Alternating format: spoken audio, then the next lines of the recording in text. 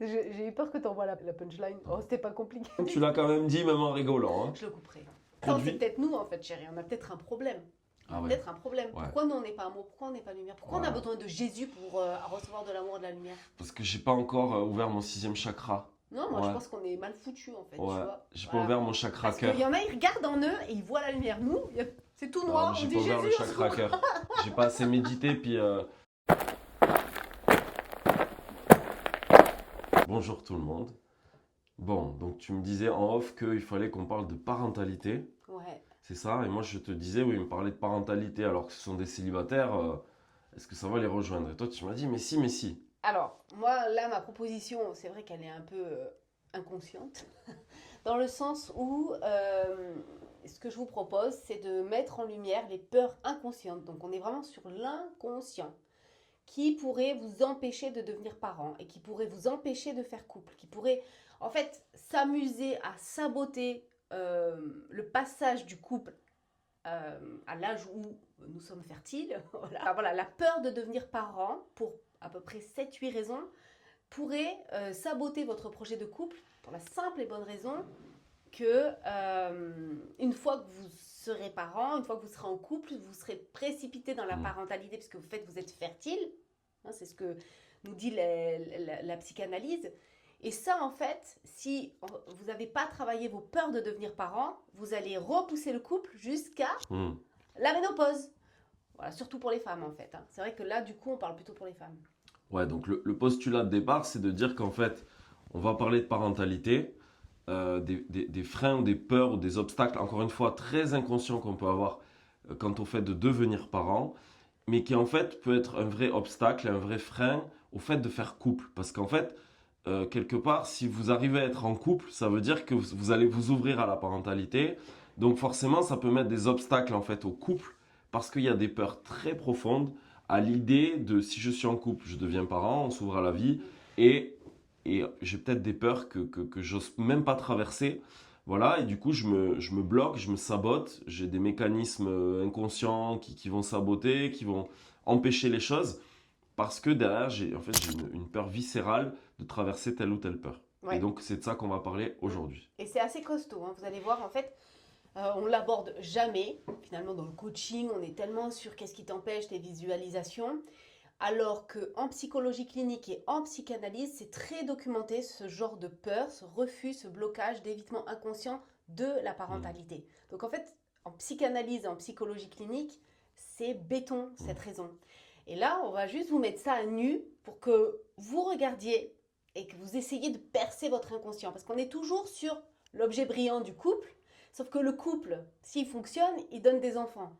Et s'il donne des enfants, ben, il faut faire face à la parentalité. Et donc, on va essayer de voir le fruit du couple pour voir si en fait vous êtes vraiment OK à le recevoir et à l'assumer.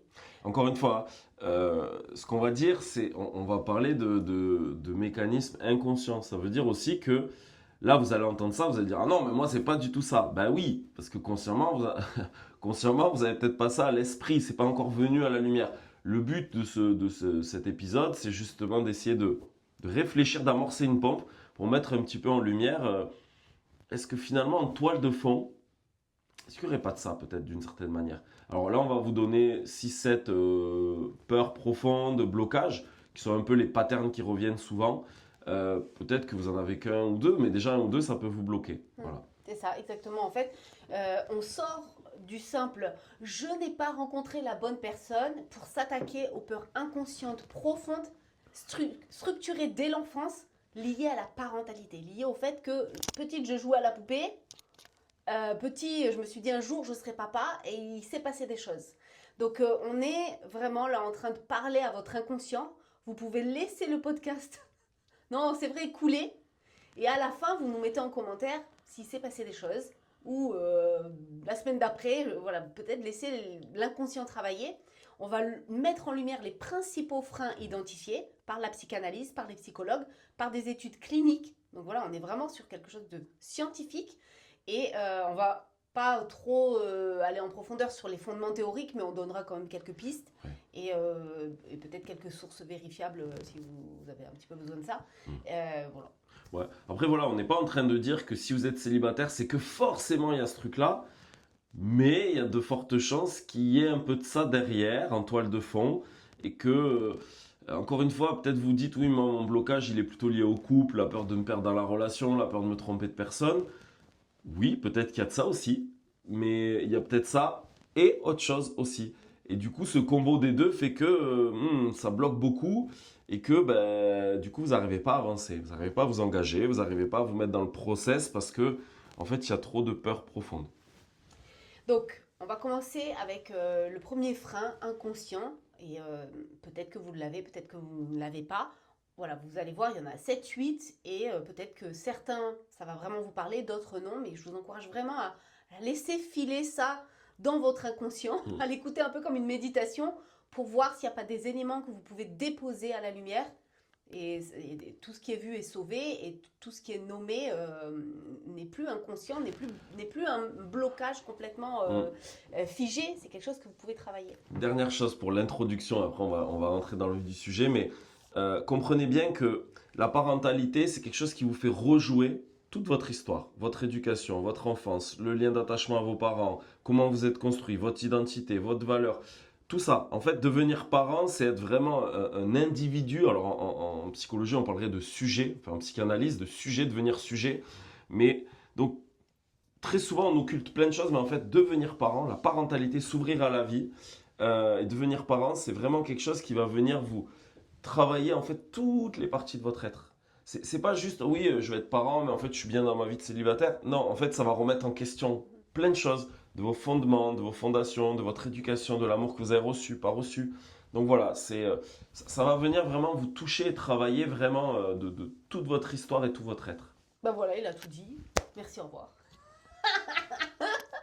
On a fait court aujourd'hui, c'est bon, hein. 7 minutes, on arrête Voilà, là. c'est bon. Alors, vous en êtes où avec votre inconscient? Je rigole. C'est bon, chérie, on a gagné du temps, on peut aller boire un café maintenant. Allez, c'est bon, on a fini, on va au Putain, on devient restaurant. bon. Bon, allez, on se lance. Allez, la peur numéro 1, inconsciente. Celle-là, elle est bateau. Peut-être que vous en avez conscience, mais peut-être que vous ne l'avez pas projetée consciemment sur la parentalité. On en a souvent conscience pour le couple, mais on s'arrête là. Donc, c'est la peur inconsciente de répéter l'histoire familiale. Mm. Et souvent, on a peur de répéter l'histoire du couple de nos parents. Mais là, en fait, ça va plus loin. C'est-à-dire, j'ai peur de répéter l'histoire familiale, donc du couple, mais qui aurait un impact sur des enfants. Mm. Donc ça veut dire que je commence un petit peu à me responsabiliser. C'est quand même une façon de se responsabiliser, de dire, ben non, en fait, si c'est pour refaire vivre ça à mon enfant, ça vaut pas la peine. Donc souvent, vraiment, on ne veut pas transmettre notre transgénérationnel, notre ADN, notre histoire familiale, on a peur de la transmettre. Il y a tellement de célibataires qui, au fond, je pense, ont très peur de transmettre leur histoire familiale. De se dire, mais en fait, il va recevoir cette croix familiale. Mais non, Berk, moi j'ai eu du mal à la porter. C'est vrai, hein, moi j'ai avorté et j'ai eu peur de ça à un moment donné, vraiment. Et en plus de ça, quand j'ai lu Etil Soum, c'est vraiment ce qu'elle dit noir sur blanc. Elle dit, je ne peux pas t'assumer, je te rends à la vie, à l'univers, à Dieu, je ne sais plus comment elle dit ça, je ne veux pas te donner le transgénérationnel de mes parents. Ma mère est folle, je ne sais plus ce qu'elle dit. Donc voilà, ça c'est vraiment une peur très très forte, même si on pourrait dire que les chrétiens, ils peuvent se dire, oui, j'ai une croix, mais elle est transcendée par la croix du Christ, par l'amour de Dieu. Oui, mais généralement, ça ne pénètre pas l'inconscient au point de se dire, allez, j'ose cette recréation avec le Seigneur. Il va y avoir ma transgénération, il va y avoir une transmission transgénérationnelle, mais il va y avoir aussi le Seigneur. Voilà. Donc c'est tout ça, hein. Il suffit d'avoir eu des parents absents, des abus dans la famille, beaucoup de conflits, la peur de reproduire des conflits et que les enfants en pâtissent, des divorces, un abandon, une trahison, un deuil, la perte d'un être cher. J'ai conscience que moi en tant qu'enfant j'ai souffert de ça, que ça m'a fait souffrir, que j'ai du mal à me construire, que du coup j'ai des casseroles, que j'ai des symptômes, de l'anxiété, des peurs, j'ai pas confiance en moi, je m'aime pas, j'ai peur d'être envahi, je suis devenu méfiante, what. Du coup, j'ai des blessures, moi, liées à mon enfance. J'ai peur d'occasionner ces mêmes blessures à mon enfant, d'une certaine manière. Alors, encore une fois, c'est pas ça qu'on se dit de manière consciente. C'est ce qui se trame en toile de fond, mais c'est quand même une réalité. Parce que forcément, on devient parent. On peut pas être en rupture avec notre histoire, c'est pas possible. D'ailleurs, ceux qui cherchent à l'être, c'est jeter le bébé l'eau du bain. En psychologie, ça marche pas. On doit se relier à son histoire, mais pas être aliéné à son histoire. C'est-à-dire qu'en fait, on est trop drivé de manière inconsciente à ce qu'on a vécu. L'idée, c'est de faire une relecture de son histoire pour la relier, pour mettre du lien avec ça. Mais à un moment donné, se libérer de son histoire, c'est tout le travail qu'on va faire en psychothérapie, en tout cas avec un travail personnel. On se libère de son histoire et ensuite on décide ce qu'on garde de son histoire, de son passé. Qu'est-ce qu'il y a de bon, qu'est-ce qu'il y avait de moins bon, qu'est-ce que j'ai envie de changer, qu'est-ce que j'ai envie de transformer dans ce que j'ai reçu. On va essayer de faire mieux que nos parents ont fait.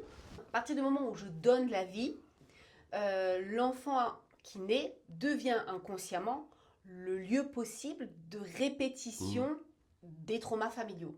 Et donc à partir de là, inconsciemment, on se dit non, je ne vais pas lui transmettre. Généralement, dans l'inconscient, c'est blanc ou noir. Je ne vais pas lui transmettre tout ce fardeau pourri. Généralement, l'inconscient, il se dit non, mais c'est pourri ce que j'ai reçu. Donc, je ne vais pas transmettre un truc pourri. Je veux arrêter là. Et je sais que, franchement, je l'ai entendu chez beaucoup même de thérapeutes qui disaient, on se disait avec ma femme, c'est trop lourd ce qu'on a reçu, je ne veux pas transmettre. Ils se sont vraiment fermés jusqu'à arriver à 60 ans. Et à 60 ans, ils se sont dit, ah, là, on a un peu libéré l'espace. On veut transmettre, c'était trop tard. Voilà, bon, ils sont devenus thérapeutes, ils ont transmis autrement. Bon, je connais aussi d'autres personnes qui se sont dit non, j'avais envie d'arrêter la généalogie là parce que c'était 8 générations d'abus sexuels. Voilà, donc c'est très très profond, c'est très puissant. Et quelque part, on peut dire qu'il y a l'amour qui motive. Pour protéger, c'est-à-dire c'est déjà de l'amour. Protéger celui qui va naître de ce qui a été trop dur pour moi et ce qui a été trop dur pour toutes les âmes qui nous ont précédés. Et donc, on est vraiment sur ça, une espèce d'amour, mais un amour qui manque de foi, qui manque d'audace, c'est pas pour juger, mais qui pourrait dire, ah ben non, mais il y a le Christ, et Jésus va venir purifier, et voilà la phrase de Jésus, je fais toute chose nouvelle. Et c'est là, je trouve que les retraites de guérison aident un peu à se dire, je reste pas figée dans cette peur, ok, c'est de l'amour, j'ai tellement peur pour ces êtres à venir, possiblement, ces êtres qui pourraient prendre vie, qui souffrent comme j'ai souffert et comme d'autres ont souffert. Et en même temps, Seigneur, je te confie cette peur parce que tu fais toute chose nouvelle et tu peux venir habiter cette transmission familiale. Surtout que c'est ce qu'il a fait. Ce week-end, dimanche, il y avait toute la génération de Jésus à la messe. L'évangile du jour, c'était toute la généalogie qui mène à Jésus. Donc, il vient habiter complètement nos histoires familiales. Bien sûr. Voilà. Ok, on part sur le deuxième point. C'est ça. Après, voilà, vous avez des références scientifiques, vous avez un livre qui s'appelle « Aïe, mes aïeux ». Enfin, vraiment, c'est quelque chose qui est à peu près vraiment clair et documenté dans le milieu de la psychologie. Après, juste pour faire un peu... Bon, là, je fais une petite digression, mais en tout cas, quand on est chrétien, ce qu'il faut comprendre et ce qu'il faut essayer de faire dans la parentalité, c'est que en fait, la bonne parentalité, c'est déjà de se reconnaître enfant de Dieu. Parce que, en fait, quand Dieu nous confie un enfant, il nous le confie, c'est pas nous qui le créons. On est bien d'accord. Ça passe par nous, mais c'est pas nous directement on est à l'origine de notre désir à s'ouvrir à la vie, mais c'est Dieu qui donne la vie. Et en fait, il faut vraiment voir l'enfant comme ça. C'est que l'enfant, c'est Dieu qui nous confie une créature, une âme. On en a vraiment la pleine responsabilité. Mais l'enfant ne nous appartient pas. Donc déjà, il ne faut pas être dans la captation. On est au service de nos enfants, on est dans le don, alors on doit vraiment leur donner tout ce dont ils ont besoin pour bien grandir, dans un environnement qui va les aider à bien grandir. Mais avant tout, la parentalité, quand on est chrétien, c'est vraiment se reconnaître soi-même enfant de Dieu pour être... En fait, on se laisse enfanter nous-mêmes par Dieu, même en tant que parents. Et ensuite, et c'est ce qu'a fait Saint Joseph, par exemple, ou c'est ce qu'a fait Marie, c'est-à-dire que d'abord, on reçoit de Dieu ce que Dieu nous donne, en fait, cette vie, cette création nouvelle. Et ensuite, faut mettre toujours le Seigneur au centre. C'est comme dans le couple d'ailleurs, c'est le Seigneur qui doit être premier. Parce que, effectivement, si on compte que sur nos propres forces ou notre psychologie, il y a de fortes chances qu'on retombe dans des grosses ornières, ce qui est quand même le cas de toute façon, qu'on en soit conscient ou pas conscient. On va toujours reproduire d'une certaine manière, on va toujours être influencé par rapport à notre éducation, à notre histoire, à tout un héritage familial. Mais voilà, c'est juste ce que je voulais partager pour... Vu qu'on est dans la spiritualité, il y a aussi une chose qui est un peu folle, c'est-à-dire qu'on projette sur l'enfant nos incapacités. On se dit, ouais, là, ma croix, elle est trop lourde. Je veux pas qu'il ait apporté ça. Mais en fait, l'enfant, il aura sa propre croix, en fait. Il aura ses propres grâces, il aura ses propres forces, il aura ses propres aptitudes. Et partir de nous, c'est faux. Et je l'ai vraiment vu à l'œuvre dans mon entourage. J'ai une personne qui a donné la vie très tôt. Et moi, ça m'a questionnée. Je dis, mais en fait, elle n'a pas eu peur. Et j'ai vu que son fils avait la force de porter quelque chose sans s'écraser qu'elle n'a pas réussi à porter. Ok. Donc, je me suis dit, je l'ai vu, enfin, je me suis dit, ouais, en fait, on a l'impression que l'autre va avoir mal là où on a eu mal, va avoir des difficultés là où on en a, et pas spécialement, pas forcément, parce que Dieu, il peut donner complètement autre chose. C'est une autre âme, c'est une autre intelligence, c'est d'autres aptitudes, voilà. Donc, on projette aussi sur l'enfant notre souffrance, et c'est pas tout le temps à cet endroit-là qu'il va souffrir. On le voit dans une fratrie. Les enfants ne souffrent pas au même endroit parce qu'ils sont tous différents. Voilà. Pourquoi j'insiste sur le fait que là, vous pouvez vous dire j'ai la foi, j'ai prié Jésus et j'ai pas besoin de regarder dans mon inconscient ce qu'il y a, j'ai pas tout ça. Moi j'ai prié Jésus, je fais confiance à Jésus. Moi je n'y crois pas. Pourquoi? Parce que Jésus nous dit qu'il faut nommer les choses. Hein. Il y a beaucoup de psychanalystes chrétiens et de psychologues chrétiens qui ont dit si on n'habite pas notre inconscient, si à un moment donné pour nous-mêmes ça ne devient pas conscient, on ne le donne pas au Christ. On est extérieur à nous-mêmes. Hein, c'est comme si tu disais oh, bah, je suis pécheur mais c'est extérieur à toi. Non, tu habites la sensation que te fait ton péché, le repentir, et tu vas vers le Christ. Et en fait c'est là qu'il est dans ton humanité. Mais si tu dis oui, peut-être que j'ai tout ça, mais j'ai pas envie de regarder, moi je prie le Seigneur et je me prends pas la tête. Non, il faut que tu habites ton inconscient, il faut que ton inconscient il ait un impact sur ton ressenti, sur ton corps, on en a parlé, hein, de la corporalité. Il ne faut pas que ça reste juste là, il faut vraiment que ça puisse descendre. Ah ouais, j'ai cette peur, et c'est là que je donne au Christ. Hein. Je dirais même que c'est quand on souffre et qu'on sent des sensations dans son corps, on sent qu'on offre au Christ.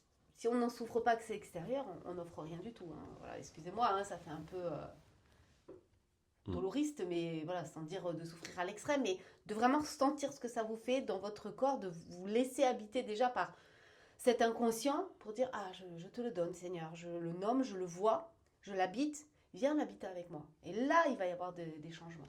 Oui, de toute façon, et après on va développer pour qu'on puisse, parce que faut qu'on puisse vraiment développer.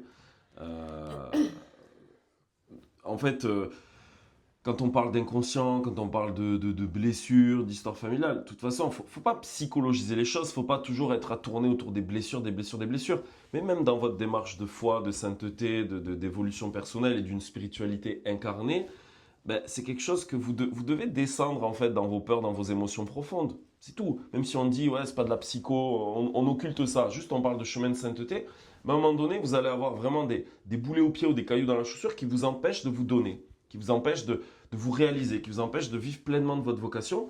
Ben, à un moment donné, c'est dire, Seigneur, voilà, j'ai cette peur-là profonde, je souffre de ça, moi j'ai été très blessé dans mon enfance par rapport à ça, et vous dites ça au Christ. Je veux dire, il ne faut pas psychologiser, hein, parce que des fois les gens ils vont dire ouais, la psychologie, moi j'en ai marre, sa psychologie, ça parle toujours des blessures, c'est des coachs et des thérapeutes. Non, on est avant tout des chrétiens et je crois qu'on ne peut pas se faire l'économie. On voit dans la vie des saints, ils n'ont pas fait l'économie de leurs blessures, ils les ont embrassées, ils les ont intégrées, ils les ont...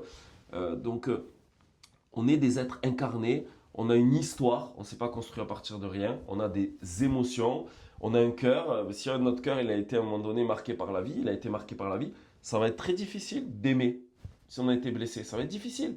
Donc on peut se raconter ce qu'on veut, mais en même temps c'est une réalité. Donc toute bonne démarche chrétienne, incarnée, sincère et véritable, enfin, je dis chrétienne, même spirituelle, si au vrai sens spirituel, ça demande de faire ce travail. Voilà, donc là on était sur des concepts de psychogénéalogie. On va un petit peu changer de registre. On va être plutôt sur de la psychologie. La deuxième peur, c'est la peur de perdre son identité. Voilà, la peur de perdre son identité, c'est l'angoisse de dissolution du moi, on dit. C'est-à-dire qu'en fait, quand on a un enfant, ça réorganise complètement l'idée qu'on a de soi. Ça réorganise profondément notre identité. On n'est plus célibataire, on n'est plus... on devient parent, en fait, je ne sais pas comment l'exprimer. C'est-à-dire qu'on devient mère. Ça a un impact tellement fort sur notre identité. C'est pas prendre un petit job. Oui, alors je suis manager, très bien. Ça transforme pas votre identité. Mais devenir parent transforme notre identité. Voilà. Donc, chez certaines personnes, il y a vraiment une peur de ce genre de transformation. De se dire, bon voilà, j'ai existé pour moi, je suis ça. Ah, mais là, en fait, je vais exister pour un autre. La place de moi, la place de l'autre. Euh, voilà, est-ce que je vais tout lui donner et je vais plus rien avoir pour moi? Est-ce que je vais tout garder pour moi et je ne vais pas lui donner et donc je vais me sentir coupable? Voilà, on est vraiment sur ces choses-là, je ne sais pas si vous le sentez. En vrai, dès qu'on devient parent, on sait qu'on perd sa vie. On le sait. Non mais c'est vrai, Jésus dit qui perd sa vie la gagne. Oui, on gagne le fait d'être parent, mais on perd sa vie. Enfin, on en parle tous les jours de se dire waouh, on n'a pas fait ça depuis 10 ans. Moi, quand j'avais pas d'enfant, je faisais ci, je faisais ça.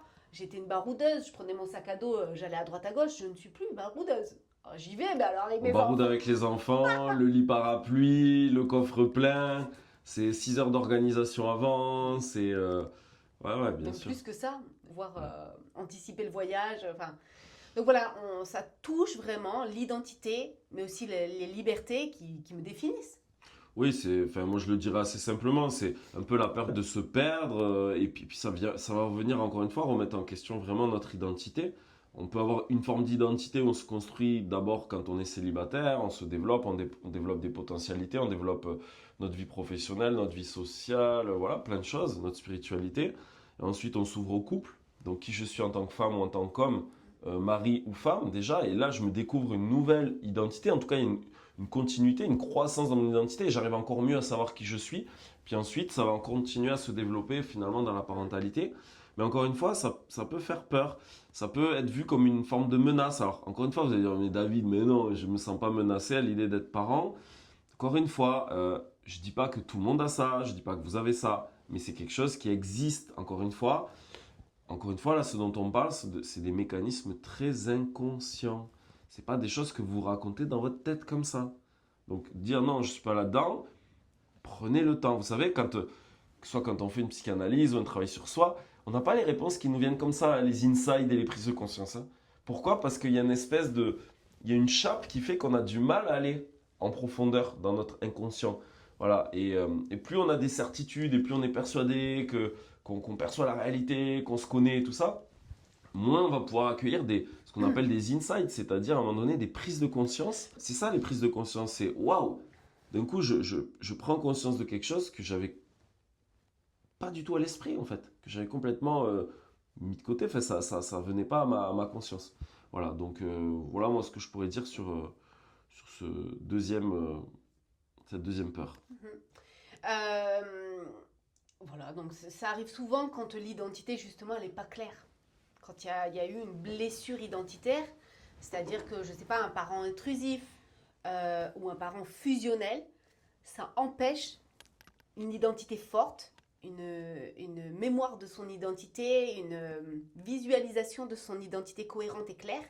Et donc, bah, l'idée d'avoir un enfant vient perturber de suite qui je suis. C'est pas assez fort pour pouvoir se dire, il y aura un enfant, il y aura moi, il y aura lui, et je serai suffisamment fort pour être adapté à ses besoins et ne pas me perdre. Et voilà. Donc, vraiment, il y a cette tension intérieure jusqu'où je serai capable d'être disponible pour l'autre tout en restant moi-même. Ça vient jouer vraiment à cet endroit-là. Et donc, il y a un psychologue qui a dit c'est là que c'est important de bien construire enfin, d'aller chercher son vrai soi intérieur, son être, pour pouvoir donner la vie, pour pouvoir être parent. Si on est sur une fausse identité, si on est trop sur l'ego, comment on appelle ça, l'identité virtuelle, la fausse identité, enfin, ouais, notre ego, ben voilà, on peut pas donner la vie parce que on a vraiment peur de se perdre, de rejouer tout ce qui se joue en ayant la charge de quelqu'un. En ayant la charge d'un plus petit que soi, d'un être fragile, innocent, sans défense, complètement dépendant de nous. Donc vous voyez, c'est pas pareil qu'être en couple. Déjà en couple, ça joue tout ça. Mais là, on est... Encore plus. Voilà. Oui, parce qu'être parent, là, on est forcé à devenir adulte, en fait. Oui, on est forcé d'être la référence pour un petit être, un petit homme qui vient d'arriver. Donc on doit être la référence, on doit être le pilier, on doit être cette sécurité, cette stabilité. En tout cas, si on veut être une bonne figure d'attachement, et je vous recommande d'avoir cette ambition-là, hein, de vouloir être une bonne figure d'attachement pour vos enfants. Même si, encore une fois, voilà, on fera ce qu'on pourra avec notre nature et ce qu'on peut donner. Mais c'est sûr que quand on devient parent, on sait qu'on va devenir vraiment la référence, quoi, le socle, le centre, le pilier pour nos enfants. Et donc on pressent d'une certaine manière à quel point cette responsabilité, cette charge qui nous incombe, c'est vraiment une charge. Puis en plus, là, on prend perpète, quoi. C'est même pas pour 1 an, 2 ans, 3 ans, 5 ans, c'est pour perpète, c'est à vie, c'est de toute éternité. Et voilà, après, une chose que j'ai envie quand même de dire pour aussi soulager les choses, c'est que on n'est pas parent. Voilà, on le devient. Même nous, on est parents. Moi, je suis papa de 3 enfants, Miranda de 2 enfants. Je continue chaque jour à apprendre à être père, à devenir père. Je suis pas aujourd'hui. Oui, je peux dire que je suis père. Oui, hein, c'est vrai, je suis père et je suis père déjà depuis 17 ans. Mais oui, mais je continue avec mes enfants, avec mon ado qui me challenge et qui me fait travailler, et mes enfants en bas âge aussi. Donc, faut pas attendre de se sentir prêt. Faut bien mesurer ce que c'est avec lucidité, mais à un moment donné, si on réfléchit trop, on le fait pas. Donc après, ben, en fait, faut oser se lancer et puis ben, prendre vraiment la responsabilité chaque jour et faire face à ça et essayer de faire du mieux qu'on peut. En fait, voilà, pour parvenir à ce true self, le vrai soi, sortir de cette fausse identité, c'est vrai qu'à partir du moment où on a eu un environnement insécurisant, où les parents étaient soit trop intrusifs, soit complètement pas disponibles, soit dans la fusion, enfin voilà, eh bien, il va falloir faire un travail sur retrouver cette identité, retrouver un lien sécure avec l'autre. Euh, voilà, il n'y a pas le choix en fait, parce que c'est vrai que sinon l'enfant va venir trop challenger son insécurité intérieure, et même on va pas parvenir à le laisser lui-même devenir autonome psychiquement et affectivement. On va pas lui donner les outils, on va le garder pour soi. Donc c'est vraiment important, hein, surtout s'il y a un lien, enfin si on vient d'une fusion. Mais voilà, c'est pour donner cette sécurité, il faut un peu l'avoir développée. Mm. Sinon, on va soit absorber l'enfant, soit complètement le négliger. Mm. Voilà. Donc, De toute façon, voilà. l'enfant, il va venir nous faire travailler là où on doit travailler. C'est déjà le couple, c'est ça. Le couple, c'est déjà ça. Puis l'autre, il va venir appuyer à des endroits où ben, il y a des choses à libérer, il y a des choses à guérir, il y a des choses à ramener à la conscience et tout ça. Donc, si vous voulez, déjà dans le couple, le partenaire, le mari ou la femme fait un peu un effet miroir d'une certaine manière. Mais alors l'enfant, je dirais que c'est encore plus ça. Voilà, c'est encore plus ça parce que là, on n'est pas d'adulte à adulte. Nous, on doit être vraiment l'adulte et la référence pour notre enfant. Et on se doit, vraiment, on a ce devoir. Hein, c'est un devoir qu'on a vis-à-vis de Dieu, vis-à-vis de cette âme ou ces âmes qui nous sont confiées. Et après, c'est très facile, hein, l'enfant comme ça se faisait beaucoup à l'époque dans les éducations, hein, boum, on est des parents très autoritaires, machin, enfin voilà, on met l'enfant dans la case qui nous va bien.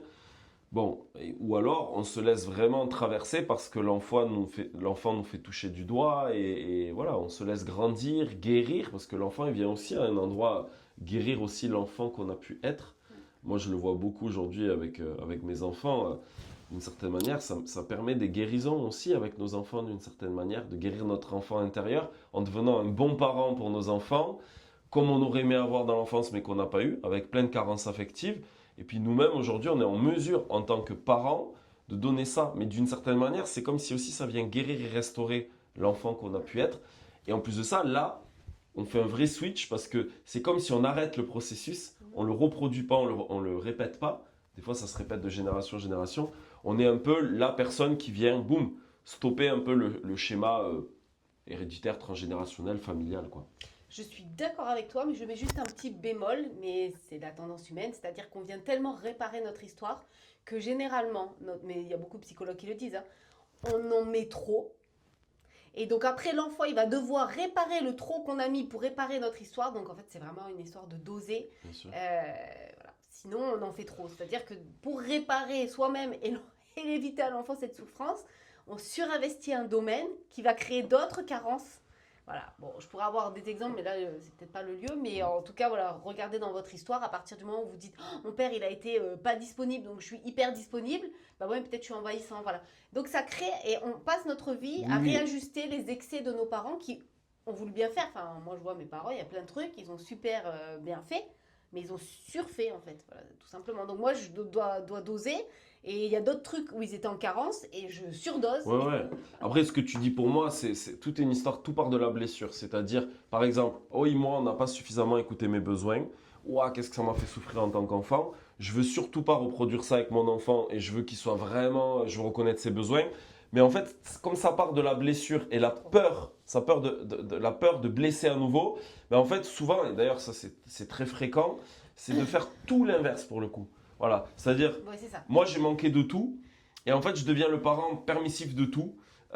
Et du coup, je tolère tout parce que, en fait, moi, on m'a tellement bridé que je veux surtout pas brider mon enfant. Mais en fait, on était dans un excès de manque et là, on est dans un excès de trop. Que ce soit le trop ou le pas assez, ça aura les mêmes effets d'une certaine manière. Parce qu'un enfant à qui on met pas de limite, on donne trop, il va être tout puissant. Ça se trouve, il va devenir psychotique parce qu'on lui aura pas mis des limites. Un peu le principe de la frustration, le principe de la réalité, de ce qui est possible, pas possible. Voilà, l'enfant, il va croire qu'il peut tout décider, qu'il est dans sa toute puissance et on ne l'aura pas aidé à développer en fait le libre arbitre et développer cette forme de liberté. Voilà, donc oui, ça c'est un écueil qui est très très répandu, il faut être vigilant là-dessus, quoi. Donc voilà, d'où l'importance de travailler sur ce que je suis véritablement. Voilà, sortir de toutes mes peurs en fait que j'ai eu enfant qui ont fait que je ne suis pas dans ma véritable identité. J'ai eu peur, souvent, la peur c'est si je suis moi-même, je perds le lien avec mes parents à l'extérieur parce que je ne serai pas comme ils veulent. Souvent c'est un manque d'accueil de ce que je suis en totalité, en plénitude. Donc il va falloir trouver, face à Dieu, hein, quelqu'un qui m'accueille en plénitude tel que je suis pour pouvoir après porter ce vrai soi, hein, parce que voilà, ce vrai soi dans ma vie concrète, dans mon couple, dans ma parentalité. Et voilà. En fait, c'est vrai qu'à partir du moment où on devient parent, mais avant ça, on n'a pas pris le temps d'être vraiment soi-même, c'est très très compliqué. Et si on ne le travaille pas, la fausse identité va nous faire croire qu'on ne veut pas d'enfant même, hein. Voilà. Donc c'est important de vraiment se dire waouh, je vais aller dans le vrai moi. Est-ce que je veux des enfants ou pas? Et il y en a combien qui nous disent moi j'en voulais pas et arrivé à 38 ans, bah si finalement j'en veux.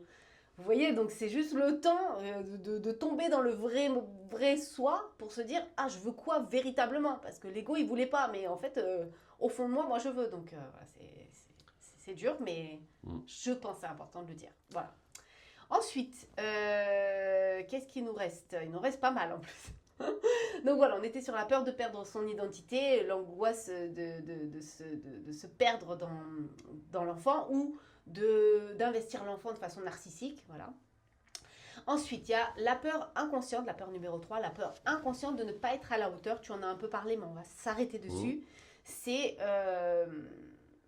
des attentes envers la parentalité, envers le parent que je dois être, surdimensionné. Hein, moi, je sais que j'ai partagé ça dans un podcast sur la chaîne Monstrueusement Humain. Pour moi, c'était soit j'arrive au niveau de la Vierge Marie, soit rien, parce que ce serait terrible en fait de pécher dans ma parentalité. Sauf que c'est comme ça. Voilà, c'est comme ça. C'est le propre de la parentalité, c'est de tomber, se relever, c'est d'accepter ses fragilités, ses pauvretés, ses limites. C'est pour ça que je dis que parents, on n'est jamais vraiment parents. En fait, on le voit quand on discute avec des parents qui ont eu plusieurs enfants. Si on commence à avoir des exigences, des machins, des idéaux et tout, ceux qui ont eu plusieurs enfants, peut-être pas qu'un, mais ceux qui ont eu plusieurs enfants, on est obligé de lâcher.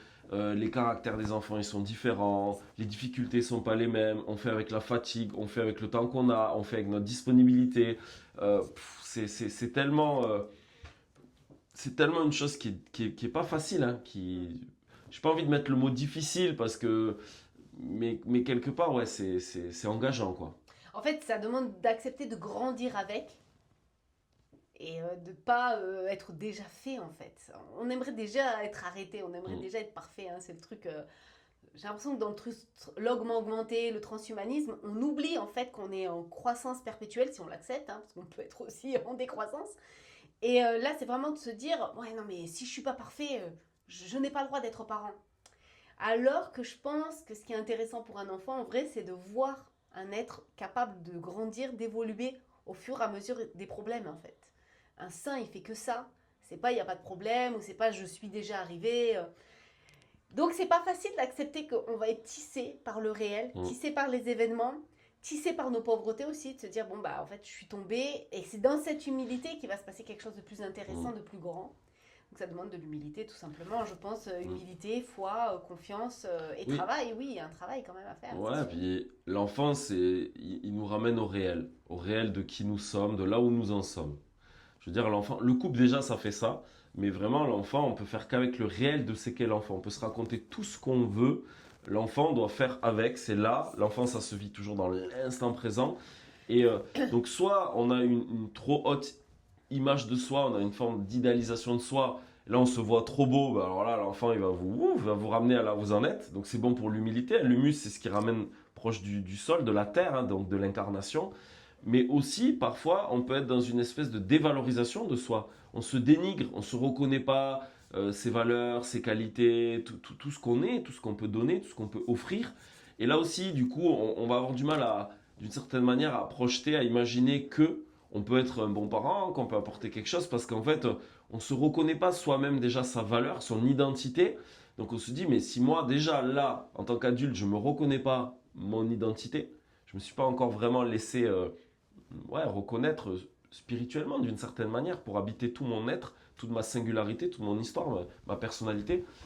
Et si en plus je dois devenir parent, je dois devenir la ref de l'enfant, c'est pas possible. J'arrive même pas à être la ref de moi-même. La ref référence, hein. Vous avez compris? T'avais compris? Ouais. Donc voilà. C'est très très important ce que tu dis, c'est-à-dire que c'est vrai qu'il y a une histoire d'estime de soi et de confiance en soi. Dis-moi si je me trompe dans les concepts, dans la sémantique. L'estime de soi, c'est lié à l'idée que j'ai de moi-même. La confiance en soi, c'est la capacité de passer à l'action. Je me trompe à peu près ou j'ai trop synthétisé? C'est pas que tu te trompes, c'est que je crois qu'il y a plein de façons de donner une définition à ça. Alors je sais pas ce que dit Larousse. On pourrait dire que la confiance en soi, c'est sur les capacités. C'est du faire. C'est est-ce que j'ai la capacité de faire? Est-ce que j'ai la capacité d'éduquer? Est-ce que j'ai la capacité d'élever un enfant? Est-ce que j'ai la Parce que je capacité? crois que j'ai la capacité. Voilà, c'est sur la capacité. L'estime, beaucoup plus sur les valeurs. L'estime, Ok. D'ailleurs, souvent, l'estime, on le raccroche aussi à l'amour propre, l'amour de soi. Parce que C'est pour ça qu'il l'estime, peut y avoir un c'est est-ce que décalage. je me reconnais suffisamment de valeur. Et d'ailleurs, après, ça peut être très lié. Si je me reconnais pas comme avoir de la valeur et que je suis quelqu'un de bien, qui a des belles valeurs et tout ça, oui, je me reconnais ma valeur intrinsèque. Ouais, c'est ça. Du coup, je vais avoir du mal. Ça n'arrive pas qu'à moi. Du coup, je vais avoir du mal aussi à me dire que j'ai telle et telle capacité. Parce qu'en fait, ça va être très lié. Je vais porter un regard toujours dévalorisant de moi-même. Voilà. Alors, il paraît que ça peut être aussi. Enfin, non, c'est pas il paraît, mais ça peut aussi être dissocié, c'est-à-dire je peux avoir une très haute estime de moi, mais ne pas passer à l'action. Et du coup, petit Oui, à oui, petit, à bien sûr, force de bien ne sûr. pas passer à l'action, bah, mon estime de moi Oui, elle va oui, baisser. même, Bon, même bref. si, même si tout ça est souvent en fait beaucoup lié parce que en fait c'est lié à ce qu'on va appeler une faille narcissique ou en tout cas un moi qui est un peu atrophié, on pourrait dire, lié à l'enfance. J'ai pas eu assez de reconnaissance, je me suis pas senti assez aimé, j'ai pas été assez valorisé, j'ai pas assez réussi à l'école parce que c'est toute notre expérience et nos apprentissages et l'environnement qu'on a eu qui aura fait qu'on s'est construit ça. Mais et pareil, vous pouvez avoir une très mauvaise estime de vous et pour autant vous reconnaître beaucoup de compétences dans votre métier. Vous avez développé une vraie expertise. Par contre, au niveau estime de vous, c'est en dessous de zéro. Par contre, vous dites je suis un super ingénieur, je suis un super chercheur, je suis un super médecin, peu importe. J'ai développé cette compétence, ces qualités-là, ce savoir-faire, ce professionnalisme. Par contre, moi, quand je pense à moi, qui je suis en tant que personne, En tant qu'être, je me dénigre. dans la peur de ne pas être à l'auteur, il y a tout ça qui se joue. L'estime que j'ai de moi, la confiance que j'ai en moi. Par moment, bah, je m'estime pas, mais comme je peux passer à l'action, bah, je passe à l'action même si je m'estime pas.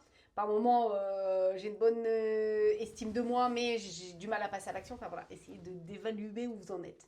Oui, et puis on va dire la même chose qu'on dit pour le couple, parce que c'est aussi vrai pour l'enfant. Si je ne m'aime pas, vous savez, on dit toujours dans le couple, il faut d'abord que tu t'aimes, que tu apprécies qui tu es pour pouvoir aimer l'autre. On ne peut pas aimer une personne si soi-même on ne s'aime pas. Il faut bien que ça parte de quelque part. Alors, on n'est pas encore une fois à l'origine de l'amour, hein, on n'est pas dans le New Age perché. Je suis amour, je suis lumière, c'est tout moi la lumière. C'est moi qui suis la propre origine de l'amour que je donne et que je attends, produis. c'est peut-être nous en fait, chérie, on a peut-être un problème. Ah ouais. Peut-être un problème. Ouais. Pourquoi nous on n'est pas amour? Pourquoi on n'est pas lumière? Pourquoi on a besoin de Jésus pour recevoir de l'amour et de la lumière? Parce que j'ai pas encore ouvert mon 6e chakra. Non, moi je pense qu'on est mal foutu en fait. Ouais. Tu vois. J'ai pas ouvert mon chakra Parce cœur. qu'il y en a, ils regardent en eux et ils voient la lumière. Nous, c'est tout noir. J'ai on pas dit ouvert Jésus. le chakra cœur. J'ai pas assez médité, puis ouais. Non, moi je pense qu'on a un problème. On regarde en nous, c'est tout noir, comme elle dit Florence Foresti, Namasté, elle dit. Elle va au yoga, on lui dit Namasté, elle dit non, écoutez, moi je vois que du noir. Je trouve ça génial. Ouais, moi c'est ça, je vois que du noir, j'appelle Jésus, là je vois la lumière. Mais il y en a, je sais pas, ils voient en eux la lumière, je sais pas comment ils font. Moi j'ai jamais vu la lumière. Donc il y a un problème, j'ai un problème. Hein, ouais. Tout ça pour dire que. Enfin bref, oui, tout ça pour dire qu'en effet, si on ne se sent pas aimé. Si soi-même on s'aime pas, voilà. Si soi-même on s'aime pas, ça va être difficile. D'ailleurs, c'est pour ça que l'enfant, je vous dis, il va venir toucher vraiment des endroits parce que si vous n'avez pas encore travaillé, identifié vos blessures, normalement le couple va vous faire ça, mais l'enfant aussi beaucoup, peut-être encore plus et plus profondément, parce que là vous allez rejouer l'attachement avec vos enfants, donc ça va rejouer toutes vos blessures d'attachement, tout le lien d'attachement que vous avez construit avec vos figures d'attachement, papa, maman, frères et sœurs, tout ça. Enfin, frères et sœurs, attachement, oui. Bon, c'est un peu différent. Donc voilà, effectivement, faut s'aimer suffisamment pour se dire qu'on a de l'amour à donner à nos enfants. C'est ça, et d'ailleurs, ça me fait vraiment penser à une personne que j'ai accompagnée qui voulait sortir d'une relation toxique et vivre un couple sain. Mais elle ne voulait pas d'enfant. Donc on s'est arrêté là, hein, j'ai respecté la demande, mais quand même je l'ai questionnée. Je dis, mais pourquoi tu ne veux pas aller plus loin? Pourquoi tu ne veux pas devenir mère? Et bon, en creusant, vous voyez que c'est dans l'inconscient, elle m'a dit, j'ai peur de ne pas être aimée par mes enfants, parce que moi, j'ai pas eu l'impression d'aimer très fortement mes parents. Moi, j'aurais bien voulu qu'on continue le travail, et elle a fermé le dossier ici, pour elle, c'était plié. Sauf qu'elle est encore un peu jeune, et je me demande, voilà, dans 10 ans, ce que ça va donner. Voilà, donc il y a aussi cette peur de ne pas être aimée par l'autre, parce que peut-être, elle s'aime peut-être pas suffisamment elle-même, et qu'elle n'a pas reçu suffisamment d'amour, et qu'elle n'a pas eu l'impression d'aimer beaucoup. Et elle me dit, en plus, ça m'embête, parce que mon conjoint, moi, je pense que ce sera un bon père, tu vois. Donc, c'est assez fou. Hein. Et puis, il y a une chose, ça me fait penser, mais il y a une chose aussi, quand on fait un travail sur soi, qui n'est pas toujours facile pour certaines personnes. Moi, ça n'a pas été difficile, mais je sais que ça peut l'être. C'est à un moment donné se rendre compte que nos parents, ils n'ont pas été si bons que ça. Parce que des fois, en fait, on se dit, non, mais moi, mes parents, ils étaient très bien, mes parents, je manquais de rien et tout. Ouais, si on gratte un petit peu, les psys ils ont l'habitude. Au début, les gens ils arrivent, ils disent non, mais moi j'ai pas été violé, j'ai pas été battu, mes parents sont pas morts, ils ont pas divorcé, donc moi j'ai une enfance somme toute normale. Et en fait, quand on commence à gratter un peu le vernis, à aller un peu creuser, on se rend compte que ça se trouve, la personne en fait elle est extrêmement blessée, il y a eu beaucoup de manques, beaucoup de carences, beaucoup de négligence. Voilà, et ça aussi, ça demande. À un moment donné, grandir, c'est aussi ça, c'est de voir que, ben, oui, nos parents, ils n'ont peut-être pas été si parfaits que ça. Peut-être qu'on s'est raconté pendant tant de temps qu'ils étaient très très bien. Et en fait, on se rend compte, en fait, on les voit tels qu'ils sont, tels qu'ils étaient vraiment, avec leur pauvreté, leurs limites. Moi, par exemple, je vous partage ça, mais ça fait plusieurs années que je me suis ouvert à vraiment la compréhension de tout ce qui va être la théorie attachementiste, tout ce qui est sur les blessures d'attachement, les styles d'attachement. Ça m'a beaucoup aidé dans mon parcours thérapeutique, de connaissance de moi. Je trouve que ça nous aide beaucoup dans notre couple aujourd'hui, quand on fait de l'imago, des choses comme ça. Et j'ai beaucoup mieux compris aussi mes parents avec ça, cette grille de lecture-là, de me dire, waouh, mais aussi, waouh, en fait, voilà, ma mère a un style d'attachement évitant, donc c'est pour ça qu'elle était comme ci, comme ça. Et ensuite, on comprend beaucoup mieux les choses. Et voilà, on se dit, mais oui, mais en fait, même dans son enfance, elle, avec ses parents, c'était comme ça. Bon, voilà. Donc... Et c'est hyper important ce que tu dis. Toujours, chérie. C'est toujours hyper important. On aurait raté le podcast si on n'avait pas dit ça. Waouh. C'est très important ce que tu dis, parce qu'à partir du moment aussi où on voit les failles de nos parents, on peut se dire, ah bon, bah, allez, je peux être un parent et faire des erreurs. Je trouve que ça aussi, ça aide. Si on accepte les erreurs de nos parents, ça peut aussi rééquilibrer notre vision de la parentalité. Bon, donc ça peut être voir les erreurs de ses parents si on ne les voit pas, si on est justement en train de se dire ils ont été parfaits, il y en a, hein, je les aime tellement, et ça mène à une auto-exigence excessive envers soi. Bon. Et il y en a, c'est l'inverse. Ils se disent, ils ont été pitoyables, peut-être qu'il faudrait regarder le bon qu'ils ont reçu pour se dire, bah non, je ne transmets pas que des choses mauvaises, je vais transmettre ça qui était bon. Et voilà. Bon, donc c'est génial ce que tu as dit, merci. Mais merci à toi, hein, je prends hein, un petit compliment, ce qui est tellement rare. Non, c'est pas vrai, c'est pas vrai. Donc ça y est, on a fini avec la peur inconsciente de ne pas être à la hauteur, qui vient plutôt de la psychanalyse, voilà, on va dire c'est par rapport au surmoi, voilà, Très bien. de Freud, Très bien. et qui inhibe l'action, voilà. Ensuite, on est dans la quatrième peur, la peur de l'abandon inversé. Celle-là, franchement, elle est pas mal. Non, c'est la peur des métros, tout simplement. Moi, je l'ai vraiment vécu, ça. On est dans une vulnérabilité excessive. Déjà, on a eu peur pour sa vie 1000 fois. Hein. On vit dans un monde qui a des dangers, tout ce qu'on veut. Peut-être pas pour toi, chérie, mais... Non, moi j'ai pas peur. Ah, pas peur. Et à un moment donné, on se dit, je vais devenir parent. Et waouh, ce monde, il est dangereux. Mon enfant, il va souffrir. Moi, je vais souffrir avec lui. Ça fait trop de souffrance, en fait. Donc, on sent qu'on aimera très, très, très, très, très, très, très, très fort. Et là, j'ai envie de vous renvoyer à une vidéo magnifique qui est en anglais. Alors, c'est un peu relou pour ceux qui ne parlent pas bien en anglais. Par exemple, toi, chérie, désolée. moi, j'ai perdu beaucoup, donc voilà. Mais c'est la vidéo de Jordan B. Peterson sur le sacrifice des mères. Ou un truc comme ça. Sur la mission ultime des mères, je ne sais plus. En tout cas, il part de la Vierge Marie. Lui qui est évangélique, il part quand même de la Vierge Marie. Et il dit que toute mère, au fond, c'est que son enfant va être brisé par le monde. Toute mère, au fond, a ce côté virginal qui sait que elle va mettre au monde un enfant fragile et elle va toujours le regarder comme un enfant fragile et dès qu'il va souffrir, elle va avoir son cœur de mère broyé en même temps. Donc voilà, c'est vraiment cette peur que l'autre souffre, que moi je souffre, voilà, d'être broyé par ce monde. Je pense que c'est non négligeable parce que quand j'entends certains écologistes, c'est vraiment ça. Oh, qu'est-ce qui va se passer dans l'avenir? L'enfant, il va manquer d'oxygène tellement que... non, maintenant, c'est plus la couche d'ozone, tellement que... c'est quoi maintenant qu'on dit? Bon, tellement... Ah, le réchauffement climatique, merci. Voilà, avec le réchauffement climatique, mon enfant, il ne pourra pas vivre. Donc, je veux pas mettre au monde quelqu'un qui va souffrir dans ces conditions et ça va me faire souffrir. Donc, voilà, c'est quelque part cette peur d'aimer trop. On sent qu'il y a un seuil qu'on dépasse quand on devient parent, d'amour et de souffrance. Ouais. Je pense que c'est encore plus vrai pour les mamans, pour les mères. Je pense que c'est encore plus vrai, même si ça l'est. Moi, je vois, il n'y a rien qui peut me faire plus souffrir que de voir mes enfants, rien quand ils sont malades, ça me torture de les voir pas bien, de me sentir impuissant.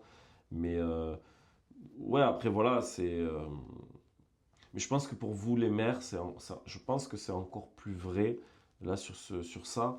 Et voilà. Il y a ces femmes qui aiment trop, il y a ces mères qui aiment trop. Voilà, écoute, je ne vais pas dire grand-chose de plus, surtout pour qu'on puisse avancer un peu. En tout cas, je ne sais pas si on aime trop, mais on sent que notre attachement va passer un seuil et que ça va nous propulser dans plus de souffrance, plus de joie aussi, plus de peur. Voilà. On passe un cap. On a toujours eu peur pour nous-mêmes, voilà, jusqu'à devenir parents. Mais là, c'est pour l'autre et ça passe des paliers. Donc voilà, c'est aussi quelque part, si on reste sur soi, c'est je ne vais pas survivre à la peine que ça va me faire, ça va me briser le cœur. Et c'est une mort. La Vierge Marie, quand elle voit son fils, elle meurt à elle-même. Voilà, on dit même que cette empathie, ou cette compassion plutôt, pardon, la compassion qu'on peut avoir envers quelqu'un qui souffre, franchement, si on vit vraiment la souffrance avec lui, on meurt à nous-mêmes en même temps. On meurt avec lui. Donc voilà, là, vous imaginez quand c'est votre enfant. Donc voilà, aimer, c'est prendre le risque, c'est s'exposer à une perte insupportable. Et ça, quelque part, quand les écologistes ils disent non, il ne faut pas faire d'enfants, c'est quand même parce qu'ils aiment l'enfant qu'ils pourraient mettre au monde et par amour, ils ne veulent pas qu'il souffre. Il y a quand même de l'amour là-dedans.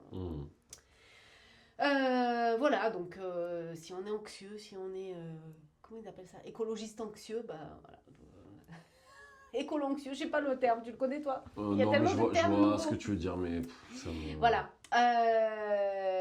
Voilà, aussi on a perdu des proches très tôt, ou qu'on en a perdu plus d'un, voilà, ça crée ça. On connaît cette souffrance. La cinquième peur, c'est la peur inconsciente de dépasser ses parents. J'ai vu ça pour des hommes dont le père est médecin. Tu vois, comment tu dépasses ça? Donc ils font tout l'inverse, ils sont en mode bohème, en mode à l'arrache, en mode schlag, tu sais, pour sortir de la compétition. Mais il y a une peur aussi parce que si on est toujours dans la posture du petit garçon, c'est devenir adulte face au père. Le problème, c'est que des fois on a l'affection du parent parce qu'on reste dans une certaine posture ou qu'on ne dépasse pas. Je vais vous donner un exemple. Les parents vérifient toujours si on éduque nos enfants de la même façon qu'ils nous ont éduqués. Et si on ose dire, j'essaye de te dépasser, j'essaie de faire mieux que toi, franchement, les Brigitte, comme dirait Marine Léonardi, ça leur plaît pas.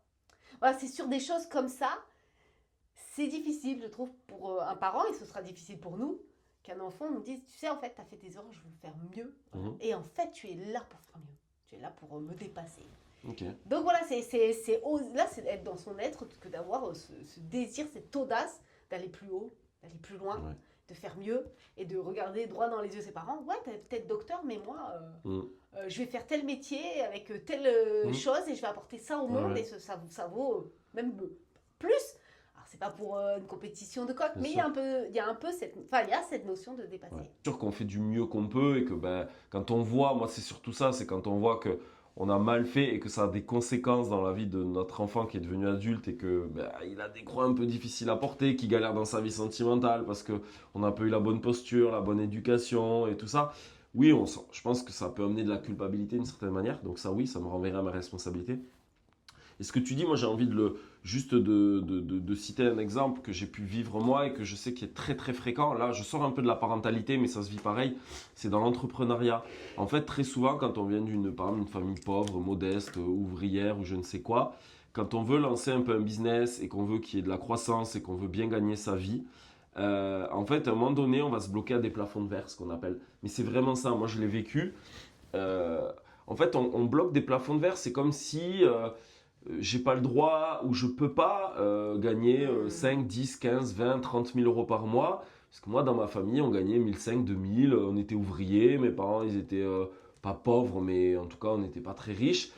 Et en fait, on a une loyauté, c'est vraiment des loyautés. C'est que j'estime que d'ailleurs, ma valeur, c'est ça, c'est de gagner ça, c'est de vivre de cette manière-là. Moi, j'ai pas grandi, quand je dis moi, de façon générale, hein, on se dit, voilà, moi, mes vacances, c'était pas, on n'a pas voyagé, fait le tour du monde, on s'est pas payé des grands hôtels, on s'est pas payé des super restos. Voilà, nos vacances c'était très pauvres. Voilà, on se louait une semaine, je sais pas où là, et c'était la semaine de vacances en famille. Et quand on devient adulte et que là, on se permet de claquer 5, 10 000 euros pour payer des billets d'avion, pour partir à l'autre bout du monde, pour voyager, pour se payer des bons restaurants, pour voilà. C'est comme si à un moment donné, ça fait bugger le système en disant non, mais en fait, je connais pas et puis je suis plus loyal à mon histoire, à tout ce qu'on m'a transmis.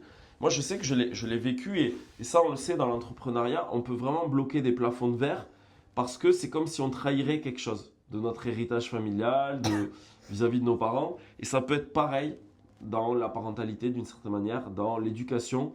Et d'ailleurs, ça peut être un gros souci de conflit de couple parce que chacun arrive en fait avec son héritage familial, son système éducatif mais non, dans la famille c'est comme ça et on élève les enfants comme ça et nous on fait comme ça et il faut faire ça comme ça et on a telle habitude.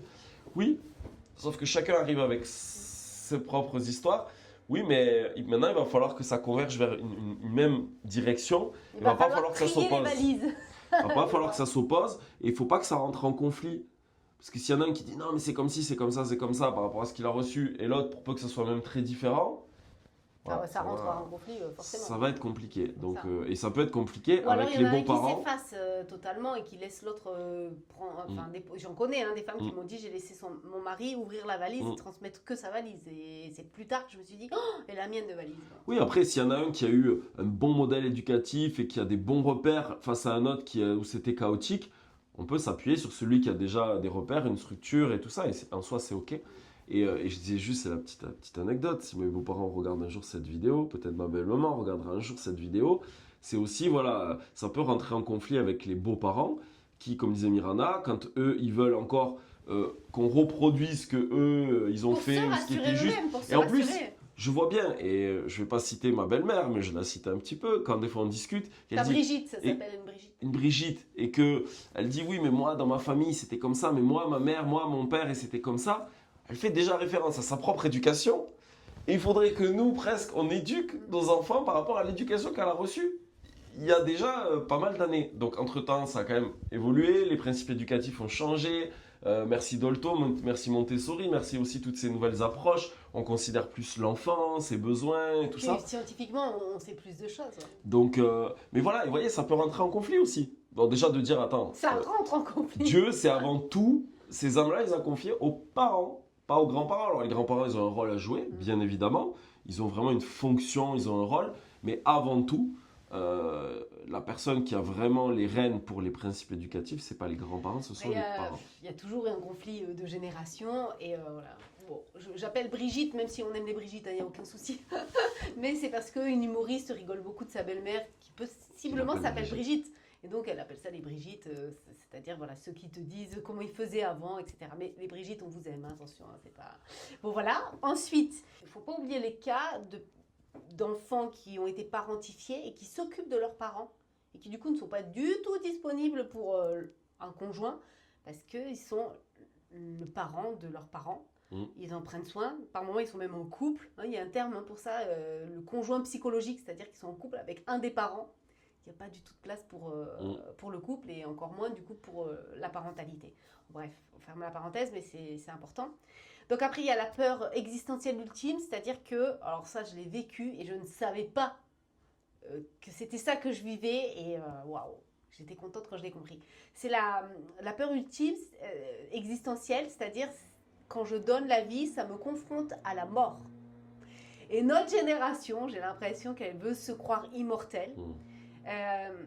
D'accord, on va pas faire des enfants par rapport à l'écologie, très bien, le réchauffement climatique, très bien. Mais il y a aussi une adolescence qui se prolonge. Et c'est une façon de ne pas vieillir. Et à partir du moment où on donne la vie, on comprend que notre génération, elle est passée et qu'il y en a une suivante. Next. Non mais voilà, il y a vraiment cette sensation. Puis donner la vie, bizarrement, ça nous plonge aussi dans la mort. Parce qu'on la donne. Et tu te dis, mais quand est-ce que moi je vais la recevoir ? Il y a vraiment cette sensation-là. Et dans le film Sage Homme, c'est magnifique. Karine Viard, à un moment donné, elle dit, une mère, quand elle donne la vie, elle plonge dans la mort pour donner la vie. Et par moments, elle a vraiment du mal à remonter à la surface. Alors, je vous mettrai le lien, j'avais publié ça sur Facebook. Donc voilà, ça confronte à la finitude, à la vieillesse, à la transmission et donc la mort. Transmettre, c'est la vie, mais il y a aussi cette notion de si je transmets, j'ai moins besoin d'être là. Hein. Transmettre, c'est la vie, mais c'est aussi, à un moment donné, si j'ai transmis, je peux partir. Il y a un temps pour recevoir, il y a un temps pour donner. Donc voilà, chez certaines personnes, et moi ça a été le cas, ça réveille... ça réactive une angoisse de mort. C'est pas très élaboré, mais c'est une angoisse de mort quand même. Oui, bien sûr. Moi, j'ai souvent, peut-être pas souvent, mais je l'ai plusieurs fois entendu ça, de dire oui, mais si je donne la vie à l'enfant, mais aussi au sens je lui donne la vie, mais je sais qu'aussi il va mourir. Donc il y a vraiment le rapport donner la vie, il y a vraiment le rapport à la mort. Alors, après, c'est tout à fait normal. On donne la vie, la vie, ça va avec la mort. D'ailleurs, ce qui donne le sens de la vie, si on y réfléchit, c'est de réfléchir à la mort. Si on ne réfléchit pas assez à la mort, c'est-à-dire à cette finitude de cette vie ici-bas, on peut passer à côté de plein de choses en fait. Si on ne réfléchit pas à cette question que notre vie, elle est finie, que comment dirais-je, ce qui nous est le plus précieux, c'est le temps. En fait, c'est le temps qui passe, parce qu'encore une fois, on a une vie finie, on n'a pas une vie infinie. Donc la ressource la plus précieuse, c'est le temps. Mais oui, qui dit s'ouvrir à la vie, donner la vie, c'est aussi accepter qu'avec la vie, il y a la mort. Et on peut même y être confronté quand c'est des enfants, des fois, qu'il peut y avoir des maladies ou des décès ou des choses comme ça. Oui, c'est quelque part un risque d'une certaine manière. Il faut aussi accepter cette réalité-là. Et donc oui. Voilà, donc on a fait le tour, hein, c'est-à-dire que être parent, ça demande d'avoir une énergie affective disponible, non pas trop accaparée par soi-même, ni, on l'a expliqué par exemple dans le cas d'un parent qu'on prend en charge. Il y a peut-être même un conjoint qu'on prend en charge et ça fait qu'on ne pourrait pas être disponible affectivement pour un enfant. C'est le défi aussi de construire un couple séparé de sa famille d'origine. Donc on peut se dire, oh, j'ai pas envie de me couper de ma famille d'origine. Je suis encore bien dans ma famille d'origine. Ça, c'est vrai que c'est quelque chose de très fort. À partir du moment où on construit sa famille, c'est d'abord sa famille et après sa famille d'origine. Il y a des gens, ça, c'est compliqué. Ils se sentent peut-être le pilier de leur famille d'origine. Ils se sentent peut-être nécessaires même à leur famille d'origine. Euh, voilà.